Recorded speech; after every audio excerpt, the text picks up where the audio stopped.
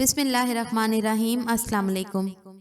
حضرت ابو ہریرہ رضی اللہ عنہ کہتے ہیں کہ رسول اللہ صلی اللہ علیہ وآلہ وسلم نے فرمایا، اللہ تعالیٰ فرماتا ہے ابن آدم کا ہر عمل اسی کے لیے ہوتا ہے سوائے روزے کے، وہ خالص میرے لیے ہے اور میں خود ہی اسے اس کا بدلہ دوں گا۔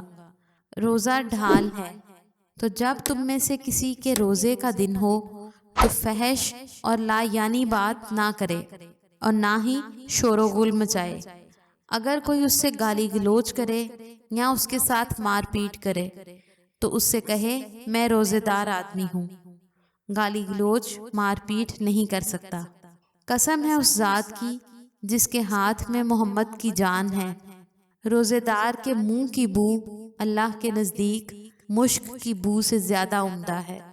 حضرت ابو ہریرہ رضی اللہ عنہ کہتے ہیں کہ نبی اکرم صلی اللہ علیہ وآلہ وسلم نے فرمایا، اللہ تعالیٰ فرماتا ہے ہر وہ نیکی جسے آدمی کرتا ہے تو اسے اس کے بدلے 10 نیکیاں ملتی ہیں سوائے روزے کے، روزہ خاص میرے لیے ہے اور میں خود ہی اس کا بدلہ دوں گا۔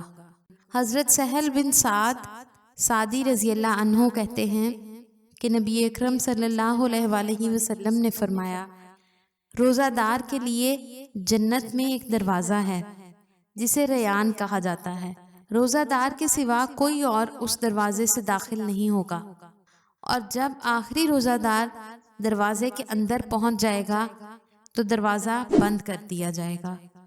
جو وہاں پہنچ جائے گا وہ پیے گا، اور جو پیے گا وہ پھر کبھی پیاسا نہ ہوگا۔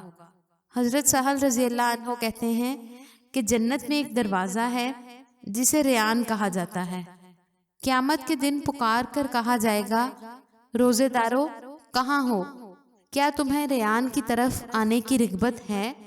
جو شخص اس میں داخل ہوگا وہ اس کے چشمے کا پانی پیے گا اور پھر کبھی پیاسا نہ ہوگا۔ جب وہ داخل ہو جائیں گے تو وہ بند کر دیا جائے گا اور اس دروازے سے روزے دار کے سوا کوئی اور داخل نہ ہوگا۔ اللہ تعالیٰ اس شخص کو تر و تازہ اور شاداب رکھے جس نے ہم سے کوئی حدیث سنی پھر اسے یاد کر کے لوگوں تک پہنچا دیا۔ مزید اسلامی ویڈیوز کے لیے ہمارے چینل کو ضرور سبسکرائب کروائیں۔